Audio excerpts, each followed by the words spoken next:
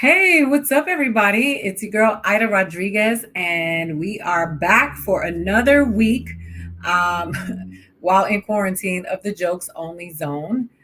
We were not here last week because last week I was actually doing recording a show, a stand up comedy show, so I wasn't able to make it. But I wanted to say thank you for supporting the show. Thank you for supporting both Truth Serum and the Jokes Only Zone. And we are going to be working out jokes today. I have some a comedian friend stopping by who is sorry Dandy late. Eric Rivera is coming by to work out some jokes, and I am excited to be here. I was on the road this week, so I tried out some new material. I did a live show, Hi Jasmine, in Texas of all places, and quite a lot of stuff happening. Um, a lot of white women everywhere. They're outnumbering everybody everywhere. I've been talking about this for the last couple of weeks. They've been outnumbering people, even in the Black Lives Matter marches. There are more white women marching. So um, I've been, I've been writing stuff about white women, and I realized that some white women thought that I had a problem with them. And I wanted them to know that I do have a problem with you, bitch. You can be a problem. Anyway, going into some new jokes and going straight from the book. No, no preparation. These are just workouts. Um, I have a joke about because white women understand. Car seat and crying contactors. We are so also I'm looking for new premises. So if you had any premises of something that you would like to see a joke written about, then put it in. If I select it, then next week when I come back, I'm gonna come back with a joke that I prepared based on the premise that you suggested. Thank you, Gary. I appreciate that. Let's see.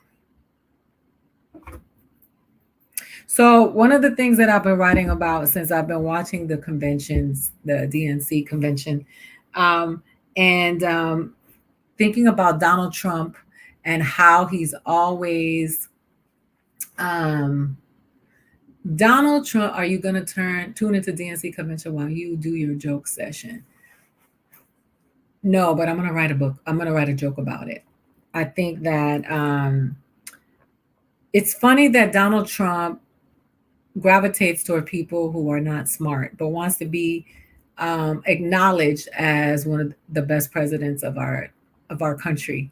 And I think it's funny because it's the dumb people. Dumb people don't write history books, so it's like I think there's a joke in there somewhere. Who's going to document in the future how you were in this moment in time? It's not going to be people who don't want to wear masks because they don't believe that this shit is real, but it's because um, it's the smart people who write the books. So those are the people who are going to document your shit when you're gone, dumbass. Um, so still not the joke that I want it to be, but I'm working on it. Um, you ever notice that you cannot have a conversation on social media anymore without it becoming political? Like it doesn't matter what you're talking about. Um, Everybody who knows me knows I have nervous energy and I mess with my hair. So when you see, like I saw a post about cheesecake, and the people were talking about the cheesecake. The lady made the cheesecake from scratch with her kid. And by the third comment, it went from oh, this looks nice. Oh, look at you look so sweet. Mom, we're making a cheesecake at home. And then about the fourth comment, it turned into you saw that cheesecake was made in America. And then somebody was like, I bet you those damn libtards hate don't want the cheesecake because it was made in America. And then they were like, yeah, and if it was up to them, they'd give everybody a piece of the cheesecake. And the whole conversation devolved from there. You have people fighting about um, the what do you call it? Fighting about the cheesecake, and it was entirely too funny. Because people are going crazy. Yes. Do I have any coronavirus jokes? I've been thinking about a coronavirus joke. It's just there's so many jokes in it. I mean, you've heard all the jokes. It took coronavirus to get people to wash their hands. Um, Many of us are happy about coronavirus because we have social distancing. Um, yeah, I'm still thinking about a clever way into a coronavirus joke without writing a joke that's already been written, like the same shit that you hear from everybody. Let's see, pushing weight. So I told you I quit social justice last week. I decided that I didn't want to do it anymore. I retired from social justice because social justice is it's just bullshit on social media. It's just a bunch of people trying to figure out. They're like the little kids from Lord of the Flies, and they're always trying to figure out who they're going to get next, and who's the person that they're going to go and get next. And I just decided I didn't want to do it anymore. I'd rather do something that actually help people in real life than to talk about it on social media. All right. So this is a new premise that I'm working on. Men should not read until they are 40. I think that women should be the one who teach men how to read, and it should be a dating exercise. So when you start, can you imagine, ladies, when you start dating a man and you're the one that's teaching him how to read, he could cry at the menu, and you could just say, "Wait a minute, that's an A." Um, I don't hate men, but I think they're funny. Yes, imagine the vowel exercises: A, E, I, O, U. And then you punch them in the eye and say, sometimes why? Men shouldn't be able to read till they're 40 because they can be toxic and they don't need to know how to read. Women aren't funny. The people who usually say that women aren't funny, I got a joke for you, are usually the men who has little dicks or don't get any pussy. And they're the ones that go around making comments about women. And usually, they jack off in the basement of their mother's houses. They be like, I hate bitches. Women are not funny. Those are usually the people who say that women are not funny. It's usually men who don't have a sense of humor and feel small and they feel little about themselves. They got dartboards in their houses. Um, I don't have to be vulgar to be funny, but I can be vulgar if I want to because I'm free. And women should be able to do whatever they want to do. And people should be able to be vulgar if they want to, if they want to be funny. You shouldn't be having to police comedians. It's usually people who don't have a sense of humor that are always telling other people what comedy should be. um, but I think it's funny that you think that you can tell anybody what funny is when you're not even brave enough to put a picture of yourself on your profile because you know that that's funny. Anyway, who else? Let's see. Um, so did I tell you that my daughter she's a little bit shy and insecure, and she's exceptional. And then my son, and she lacks confidence sometimes. And my son is confident, and I think it's because people socialize women and men differently, right? So men are confident enough to show up and say dumb shit and heckle women. Women aren't funny. You got a curse to be funny. You're talking about your pussy. And then men will be like, oh, you know what? Like you talk about masturbation, right? So men will talk about masturbation. A man will be like, hey, I jacked off at Chuck E. Cheese. And the other one will be like, oh yeah, I jacked off at church. And they'll high five each other and everybody's okay with that. But when women talk about stuff like that, they judge us and they try to take our power from us. But Can't nobody love me like I love me, right? I bang me so well, I wake up in the morning and tip myself and be like, bitch, what did you do to you last night? I read books that enhance um, your sex life when you're only having sex with you. And they say, take the dildo and warm it up so it can feel like an actual penis. So I tossed that bitch in the microwave. And then it burnt my teeth. It burnt my tongue. It messed up my stomach. But that test at Planned Parenthood was still negative. Um, I like intellectual comedy too. I believe that it's important to have all kinds of comedians. Like I love Patton Oswald as well as I love, you know, someone like Darren Carter because I think that we need the whole spectrum. Has to be. Everybody should have a voice in comedy. You know what I'm saying? Like every all comedians should not be the same because then nobody would like the comedians. People would be like, oh, I can't stand this. Um, I'll tell you this. I always talk about being a mom. This is a real dark joke, so somebody's gonna get offended and they're gonna be fall apart or whatever. Um, that this woman said to me that she couldn't believe that I would say the things about my children on stage. She was like, "I love my kids. I don't talk about my kids like that." And I said, "So you mean to tell me that you've always liked your children? You've never ever had a problem with them. You've never looked at them and say I don't like them?" And she said, "Yes." And I said, "I don't trust this bitch. I don't trust anybody who says that they always like their kids. Those are usually the women who kill them and blame it on black dudes. How about that?" I told you it was dark. And people get weird and they're like, I can't believe you said that.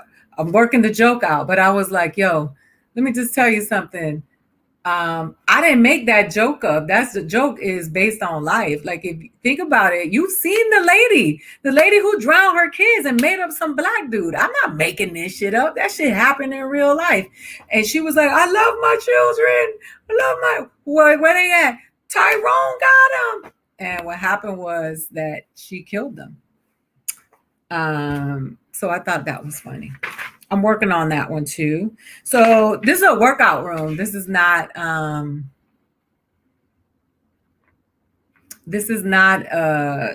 actual comedy show. It's a workout, right? So if you want to go watch Netflix, you can go watch a comedy special. This is called a workout room. Andrew Schultz is my boy, and I think that he does have some really dark jokes, and I love it. Here. So sex, masturbation, kids were sent here to destroy you. My mother is fluent in English and never speaks English around people who speak English. I've been doing this joke. My mom talks with her mouth like that, but for some reason she thinks nobody can see him. She's like, and I'm like, they can see you. You better stop talking about people. You're gonna get punched in the mouth, old lady. And she thinks that she can still fight. And I don't know how your parents are, but my mom is, first of all, she had a knee replacement and she thinks she can fight. And I'm like, bitch, you're gonna get your ass beat by one of these millennials. You can't fight no more. You can barely walk. But she's Puerto Rican and in her head, she still thinks she's 27. And she's like, oh, I'm gonna beat that bitch's ass. And I'm like, what bitch's ass you gonna beat? Well, who you gonna beat her with?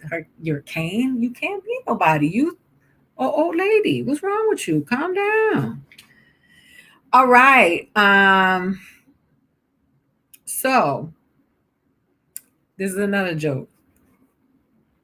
People who are wealthy have preserved their wealth through bigotry, right? So they would not want their children to marry outside of their race or their class, and that's how they preserve wealth and kept it going. So I think that people of color should do the same thing. I think like I don't think black people should mix with white people and fuck up the NBA or rap music or fashion or seasoning. I think that we should do the same thing, and we should keep it so that we can preserve our wealth that way. If those are the spaces where we dominate, we we should keep it there, right? So I think that we shouldn't be mixing with white people. We should do the same thing. Dominicans should be like, hell nah, you're not messing up baseball. We're not doing that. We're not doing that. I gotta tell you, this is different because I'm usually accompanied by another comedian, and now they are um, texting me saying how do they get on, and so I'm trying to get some of them to come on so that we can talk about the way their process and how they work out their jokes. Round me off to the nearest race. Drizzy over food. Oh, I got a joke. Do y'all know that Thomas Jefferson was on the food stamp? What did he do to end up on the food stamp? You know what he did. He loved black women, and they put his ass on the food stamp, just like Abraham Lincoln freed the slaves and they put him on a penny, and everybody turned their backs on him. Pull your coins out. Um, so what did Thomas Jefferson do? And y'all, some of y'all don't even know what food stamps are because y'all don't see food stamps. Now they have that card. And I used to have that card. I tell you one of my jokes that I had been working out for a long time that I never did on television. I used to have food stamps, and I'd be ashamed of my food stamp card, and I would go to the grocery store, and when the lady would be like, "Credit or debit," I would say "ebit," and she would be like, "Did you say EBT?" And I was like, "No, bitch, you heard me say ebit. How dare you try to, fucking take my dignity away from me? And can I just have my dignity at this grocery store? Let me slide this card through and let me go, lady." Um, so I'm working on that. You guys like the Thomas Jefferson joke? Yes, I see that. Thomas Jefferson was on the food stamp. They wanted me to be ashamed. Food stamps were a bartering commodity in the 80s. Yes, you from the hood when you had to go buy Heineken with some food stamps. And if you really from the hood, them damn adults would send you to go buy some beer with some food stamps. You know how many laws that is that you're breaking? A minor buying alcohol with food stamps, like everybody going to jail. So yes, that's where I grew up. I'm proud of growing up in the hood. I tell you that much. I tell you one of my jokes. My uncle, my uncle was a drug addict. He was a crackhead. He did crack for a while, and it's yeah, he did. He did drugs. He would do all kinds of stuff that was so unacceptable. Like my grandmother, we were at the grocery store one day, and this lady walked up to us and she said, "Peace, King Brian, appreciate you." The lady was like, "My condolences, my sister. I heard about your father passing." And we ran home because my grandmother didn't know that my grandfather had died. My great grandfather. And when we got there, my great grandfather was eating, and my uncle had made a collection, taken up a collection for my great grandfather to go buy crack. So he told people that my great grandfather died. Told my great grandfather to stay in the house, and went and collected the money to go buy crack. That's how far he would go to buy drugs. So I have a girlfriend whose cousin was a drug addict, and we were talking about it. She said her grandmother died and left them they died. Well, her grandmother died and left them an inheritance. And she said her cousin took her inheritance and bought the whole and spent all her money on drugs. First of all, she was like, "My grandmother died, and she only left us $17,000 each." And I was like, "Yeah, bitch, my grandmother died and left us diabetes. How dare you?" And she said, "Well, my cousin took her $17,000 and blew it all on drugs." And I was like, what kind of drugs? And she said, cocaine. And I said, what kind of cocaine? And she said, crack. And I've never heard a white person ever say they have a crackhead in their family. Right. I was like, oh shit, like you got a crackhead in your family? And she was like, listen, that's my cousin Angela, and we do not refer to her as a crackhead. She is an addict. And I said, oh, yeah, well, my uncle took a painting out of my grandmother's house, stole it, jumped off of a balcony without injury, ran down the street, and sold it for drugs.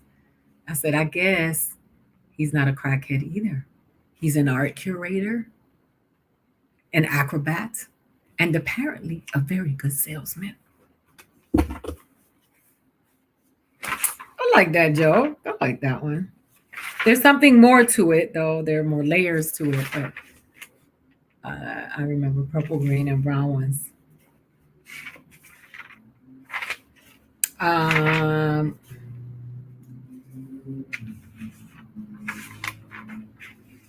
I would never ever talk to my kids like that. Oh, this is a joke about kids. People get mad when I make these jokes about kids because people be bullshitting about how they like their kids. New baby. When the people act like when they have a new baby, like it's something like we've never seen before, like it's not a dinosaur. It's like, bitch, if it was a dinosaur, we'd be impressed. It's a baby, right? Everybody got one. And babies are like shoes. Like when you get the new shoes, you don't want to get them dirty and you be walking around. But then once you get them dirty, you just be like trampling through the mud. That's how a baby is.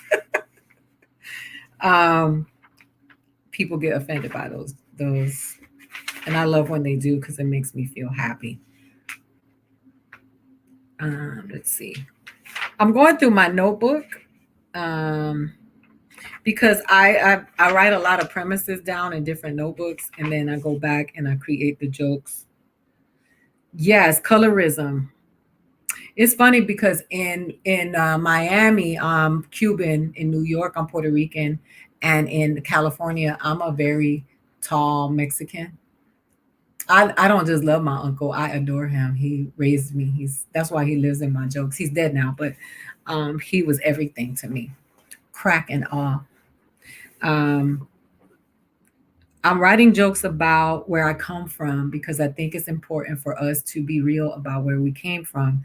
A lot of times, comedy, even in its white supremacy, tries to force us into telling jokes the way white people want us to tell our stories, and they make us feel bad for coming from the experiences that we come from, and without attributing those circumstances to actual white supremacy. So the reason we live in ghettos and in the hood and we're poor is because white supremacy is real. So I write jokes about that because I think it's important for people to know that all of those human beings, the crackheads, the drug dealers, the all of them are part of the ecosystem that makes way for some of us to get out of the hood and go make something of themselves. And we should go back and give back to our hood and our communities. So I am not ashamed of where I come from. I was raised by people that people look down on, but those because of those people I am who I am, and I don't ever look down. I love my grandmother. She didn't know how to read. I wasn't ashamed of her. I would go anywhere with her. And my grandmother shot up the block. And it's funny because the drug dealers were selling they were selling stuff on her property, and she told them to stop. And they dared her, and she went downstairs in her house coat with her 38 special, and she started shooting at them, and they called the police on her.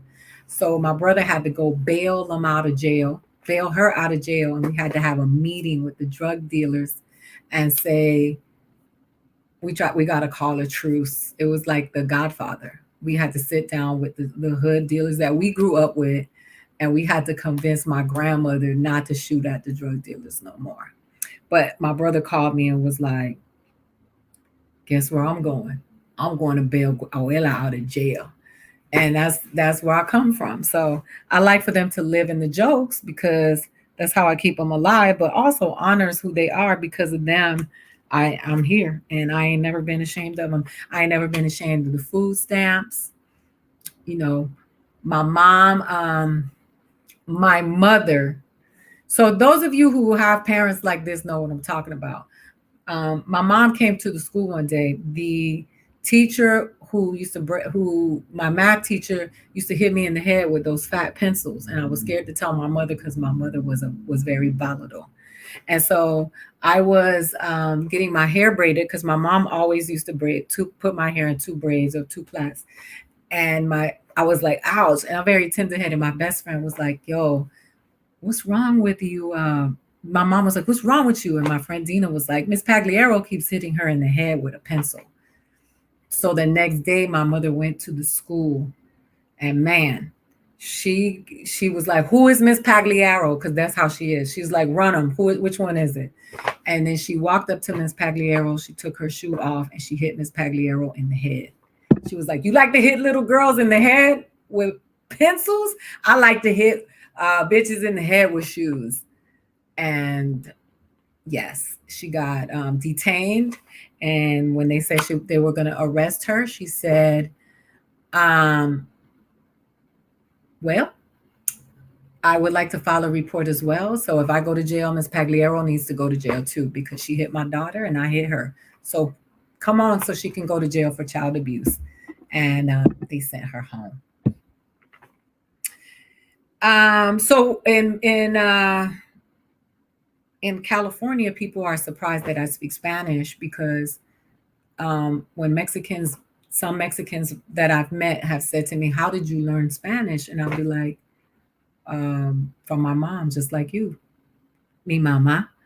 But they would talk about me in my presence, not knowing that I spoke Spanish, and then I would always have to fuck their shit up and say, "Está hablando de mí porque yo entiendo todo lo que usted está diciendo." And then they will say, "How did you learn Spanish?" And I'm like, "My mom, like you, just like you, bitch. I learned it from my mama." They said, "We thought you were just a light skinned black girl." And I was like, "I am a light skinned black girl who speaks Spanish, motherfucker." Um, am I the only person who couldn't wait for their kids to become adults so you could destroy their property? I'm waiting on my kids to buy a house so I can go over there and write on all the walls with crayons. I'm gonna fuck up all their shit. I'm gonna jump on the couches. You know, I'm gonna draw ugly pictures and say, put it on the wall. I made it from my soul. And wear this macaroni necklace to Coachella. Yeah, I'm gonna put handprints. I'm gonna just put my hand on ink and put it on the wall. I'm gonna do all that. Everything they did, I'm gonna do that to him. It wasn't at Alapata, it was at Comstock. Miss Pagliaro was my third grade teacher. Alapata was junior high school. Um, I went to school in Tallahassee, Florida, and I drove through a KKK rally one time. I was on a bus with a bunch of kids that were minorities. Everybody on the bus was black and brown, and they told us to duck. They were like, "Duck, duck, duck." But I've always been one perceptive, right? The driver was black, and I was like, "Well, what he gonna do? He gonna ghost ride the whip? Like, what we going? What you going? How you gonna hide him?" And yes, it was interesting to watch the KKK march because they ain't got no rhythm. I don't know. I've been working this joke out for a while. They kept marching, but they were offbeat. And that's why they kept getting violent because they kept bumping into each other. And I was like, can Nick Cannon send them a copy of Drumline? Like, so that they could just, it gotta be tough just not being able to feel the beat. Black people have always had rhythm, even through adversity, marching, always, always have rhythm.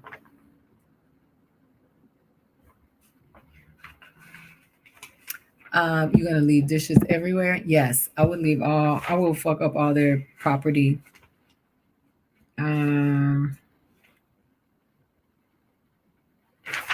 let's see. I got some more jokes. Addict versus drug addict. I did that.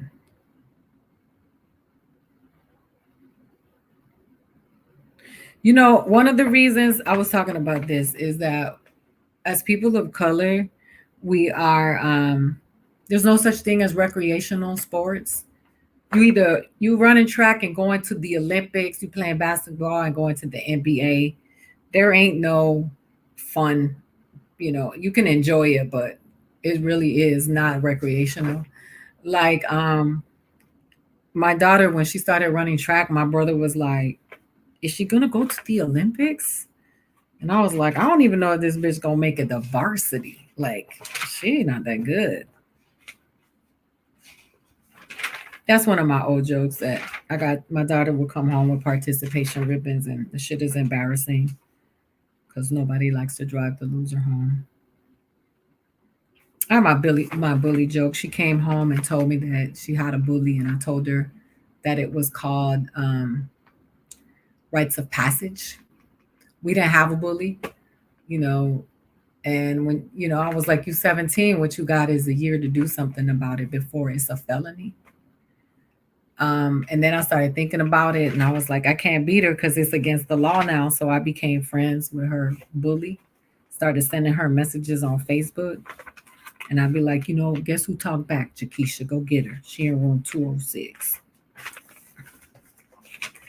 Somebody said that was a mean joke. Oh, I did this joke last week. The Law and Order.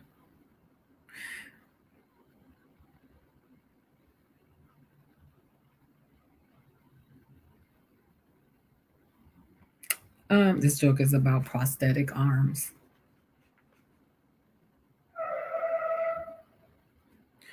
What did I write here? It says, I believe in equal opportunity offense.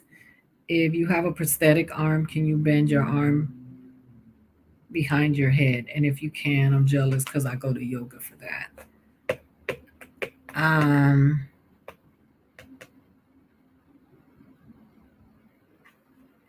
I think it was a case. Did I offend someone? That was the yeah, what's funny is that being a comedian, you are thank you, Golden Thrasher. Sitting here, I'm sitting here by myself in the silence. I can't hear laughter. And it's just I'm being vulnerable because I'm working out new jokes and it's uncomfortable, but I'm okay with being uncomfortable because it's important. It's important to just be able to sit in the silence and just work on the new jokes, and that's how you get the good jokes because it's important to write jokes. Let me see. I have another one.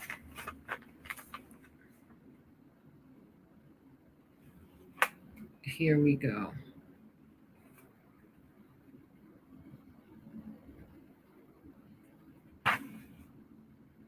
Oh, somebody thought I used to be mean. I would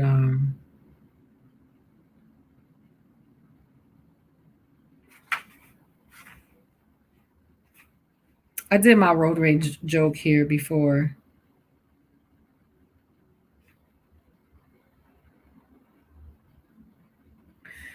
Yeah, I love my kids so much. I fought three third graders. Anybody else? I fought three third graders um, because they jumped my son, and I told them I didn't beat him. I just threw him up against the wall, and I said, if you ever touch my son again, I'm gonna kill all three of y'all. And I was just scaring them. The next day, and I said, and you tell your mom that I said, because I love my kids, I'm gonna be here tomorrow. So you tell your mom when she gets out of jail, I said that I'll be here, right? So one of the mothers showed up the next day and she said to me, this is a true story. This was at El Rincon Elementary School in Los Angeles. And she said to me, she said, I believe you touched my son yesterday. Did you hit my son? I said, I didn't hit him. I pushed him up against the wall. And I told them if they ever touch my son again, I'm gonna kill them. And she said, thank you. I can't get them to mind. And I know that from back in the day because my ex is from Georgia and they say mind. And I was like, yo, like straight up, the first ass whooping is free. But if you want me to keep doing this, you're going to have to pay me because I can't just discipline your kids for free. I got to do my own. But it was really funny because she did. And then we both started laughing because she was like, we should just be punking each other's kids until they graduate from high school with honors. Um, the why Oh yeah, you know what? This is a joke I've been working on for a while about how these kids, these new kids, they punks. Like we didn't grow. Um, we grew up like my mom used to be like gangster. My mom used to send me to school. I used to walk to school, even when it was dark. Remember the time change and it would get dark. She would be like, "Give me a lunchbox, an aluminum lunchbox," and she would say, "Go to school, follow directions, and don't get kidnapped." And I was so scared of my mom that I would not get kidnapped. Like the bands would pull up and be like, "Hey, little girl." And I would be like, "You don't want it with Hove because she will find us." And I would be like, "Go kidnap somebody you can get away with. Go get a white girl named Amber because my mom, she will find us." And they will put their dicks back in their pants, close the van, and drive off and be like, "Scratch that bitch off the list. She crazy."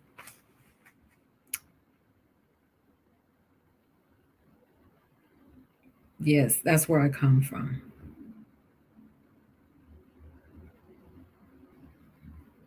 Uh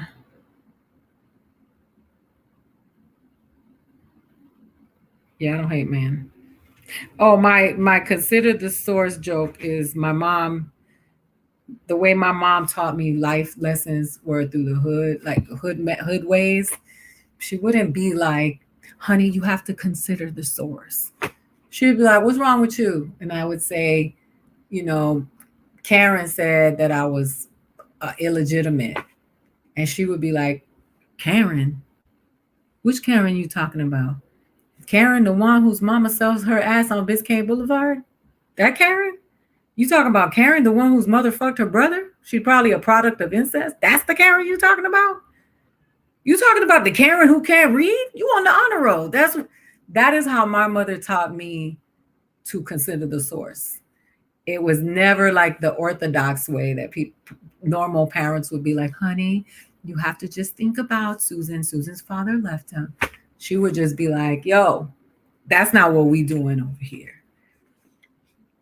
Um, yeah, I went on a cruise and it was awful.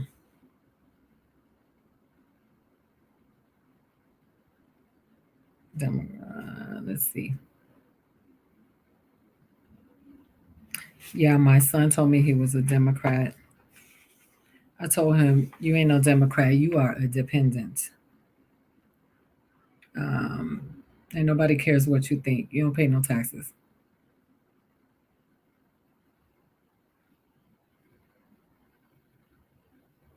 Okay, so y'all heard that joke before.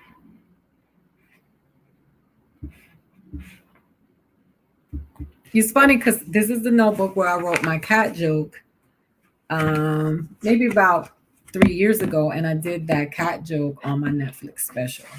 But I worked out the joke like this: I would go to a workout room and I would do the jokes, and they would be quiet, it would be silent, and people would be like,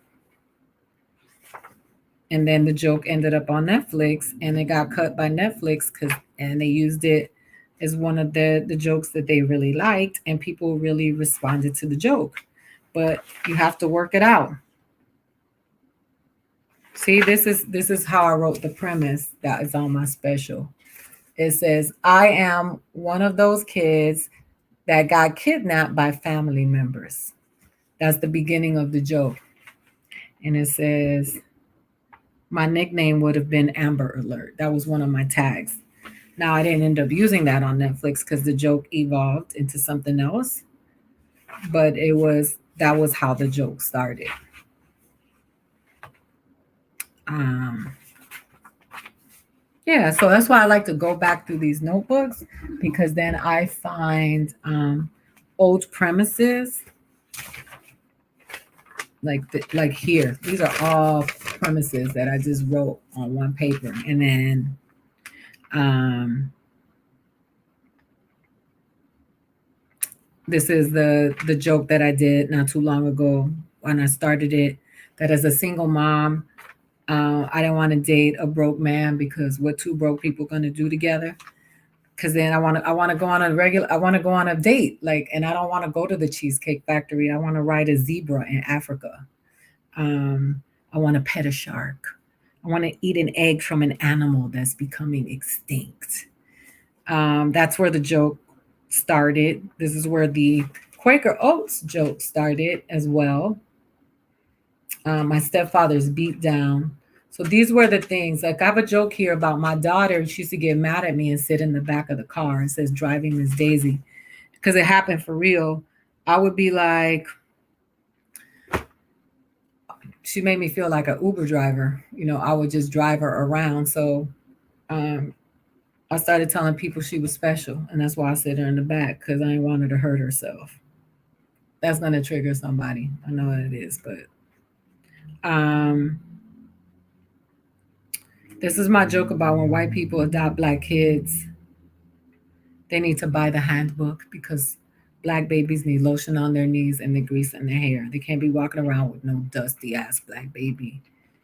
Um, Madonna has those two cute little black boys, and she bought them dresses, and I was like, they need a haircut.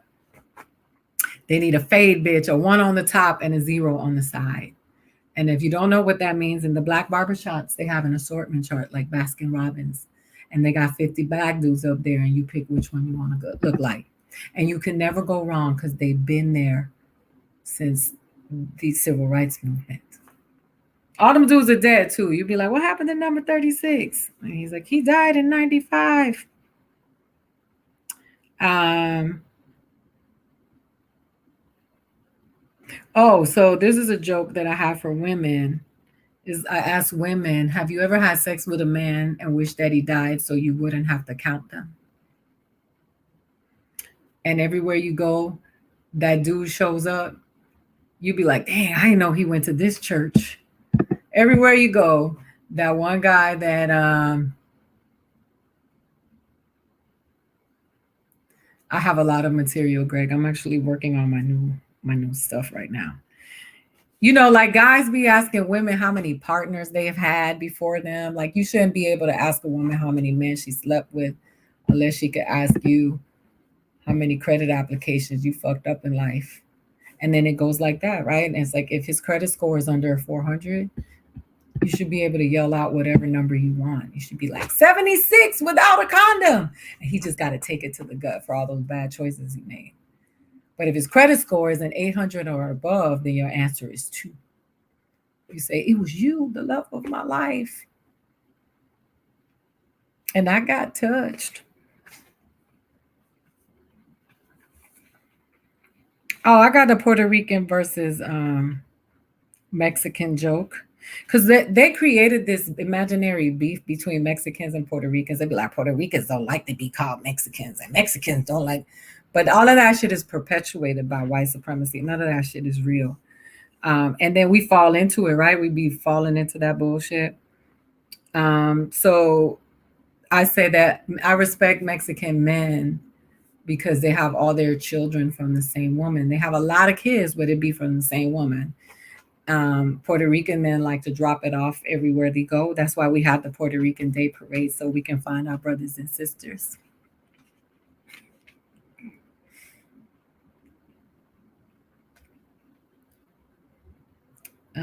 Let's see. So they say women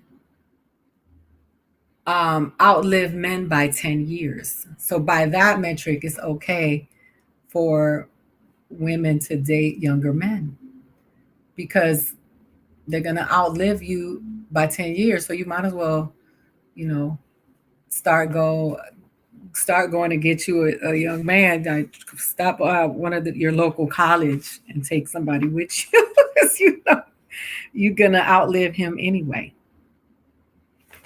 Uh,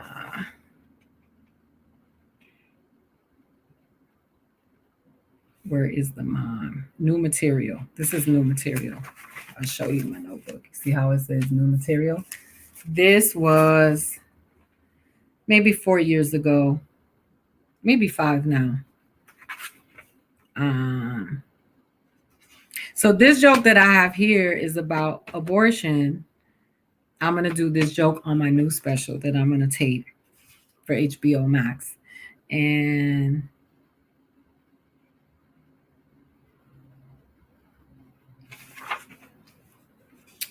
let's see. Oh, these are my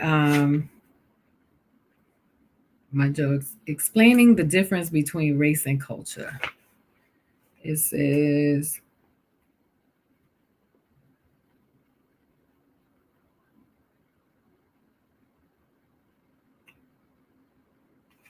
"Oh, ageism exists because white people don't age well. Because Angela Bassett looked 40, and she's 63."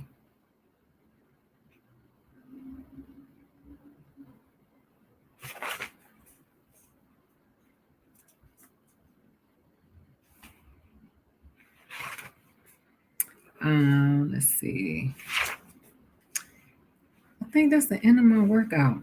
I think it's so funny because now I have ideas of new jokes to write based on what I talked through today. And even though to you it doesn't make sense because if it's not the joke, um,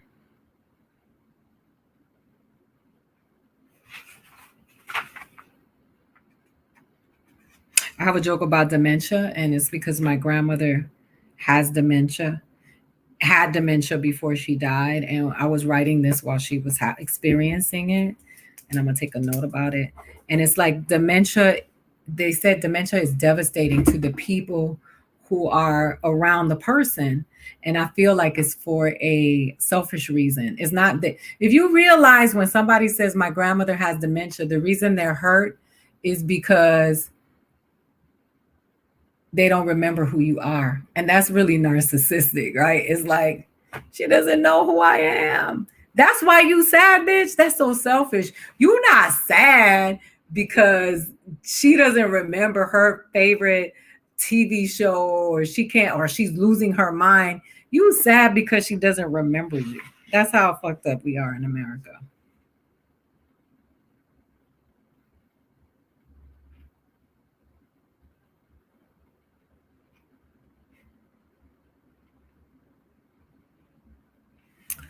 Oh wow, this is a Christmas joke I wrote. It says there was a news story that said man was arrested for telling kids that Santa is not real. And I said I wanted to give that man a hug. I needed him to stop by my house um, when they were young, so he could have saved me some money. Got it, Norman. You got to come back and let us know what Obama is saying.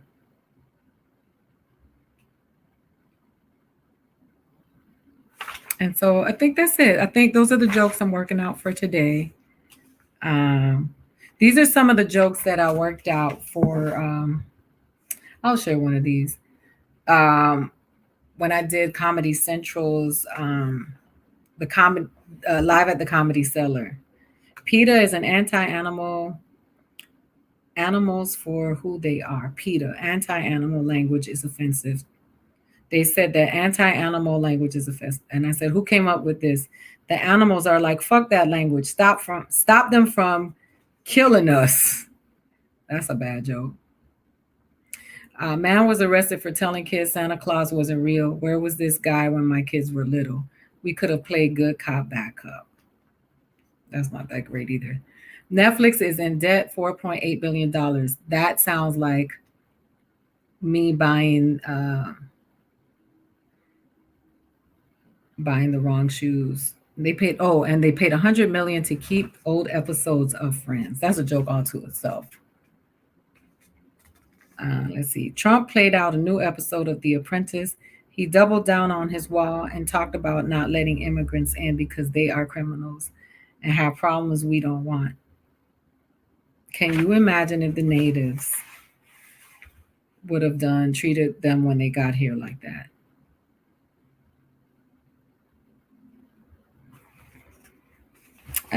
Yeah, those are that's it.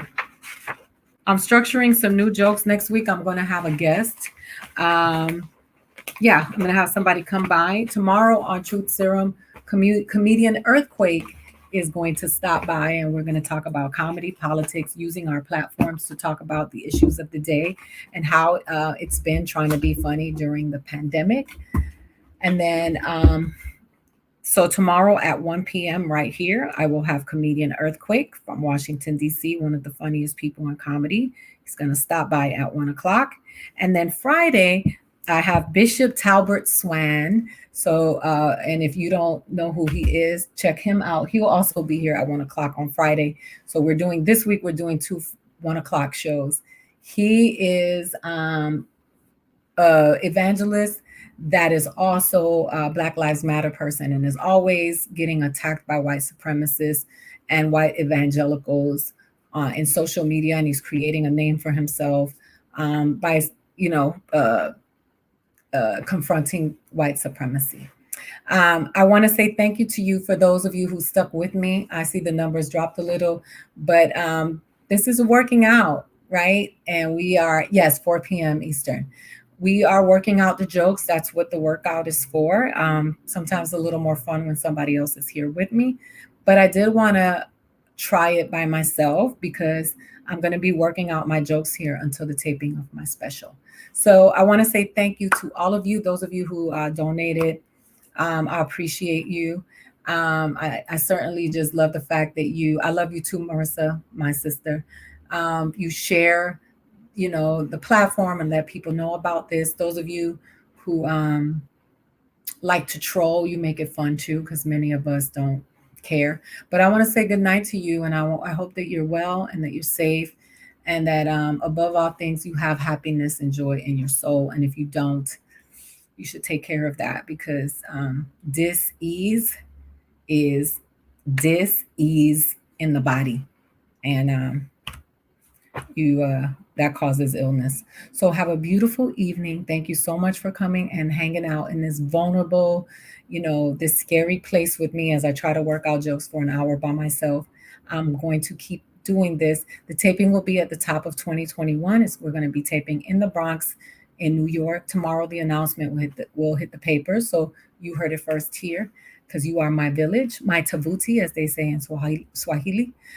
So thank you so much. Have a beautiful evening. And we will be back tomorrow with Truth Serum at 1 p.m. with Earthquake, Friday at 1 p.m. with Talbert Swan. And next Wednesday, we'll be back for another episode of Jokes Only Zone, where I will have a special guest, a special comedy guest. Thank you so much, and God bless you.